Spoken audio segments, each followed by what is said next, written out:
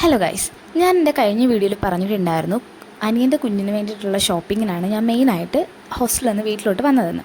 ആദ്യം തന്നെ നമ്മൾ പോയത് അഞ്ചൽ ട്രെൻഡ്സിനടുത്തുള്ള ഫസ്റ്റ് ക്രൈയിലായിരുന്നു.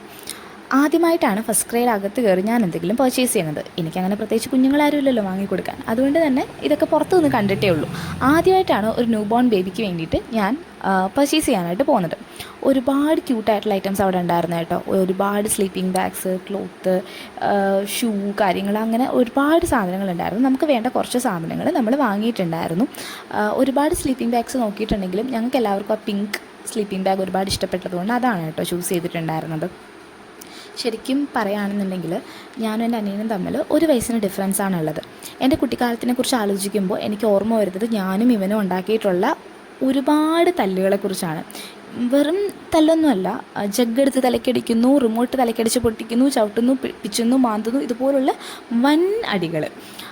നാത്തൂനെ കുറിച്ച് പറയുകയാണെങ്കിൽ ഞങ്ങളുടെ വീടിനടുത്തായതുകൊണ്ട് തന്നെ സ്കൂൾ ടൈമിലൊക്കെ നമ്മൾ ബസ്സിൽ വെച്ച് കണ്ടുള്ള പരിചയവും കാര്യങ്ങളൊക്കെയാണ്. അപ്പോൾ ഞാൻ കുഞ്ഞിലേ മുതൽ കാണുന്ന 2 പേരാണിവർ. ഇവർ പെട്ടെന്ന് ഒരു പാരൻസ് ആവുന്നു എന്നൊക്കെ പറയുമ്പോഴത്തേക്കും കാലം എത്ര പെട്ടെന്നല്ലേ കടന്നു പോകുന്നത് എന്ന് ഞാൻ ഒരുപാട് ചിന്തിക്കുന്നുണ്ടായിരുന്നു.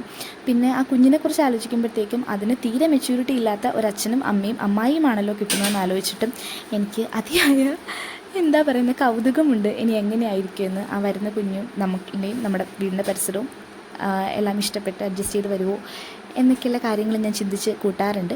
അപ്പോൾ എന്തായാലും ഒരു ഹെൽത്തി ബേബി തന്നെ ആവട്ടെ എന്ന് ഒരുപാട് പ്രാർത്ഥിക്കുന്നുണ്ട്. നമ്മൾ ലലബിന്നും ഫസ്റ്റ് ക്രൈന്നും ഒക്കെ വാങ്ങിയ സാധനങ്ങൾ ആദ്യം നമുക്കൊന്ന് കഴുകണമായിരുന്നു. കഴുകി ഉണക്കി തേച്ച് മടക്കിയാണ് നമ്മൾ ഹോസ്പിറ്റൽ ബാഗ് പാക്ക് ചെയ്യാൻ പോകുന്നത്.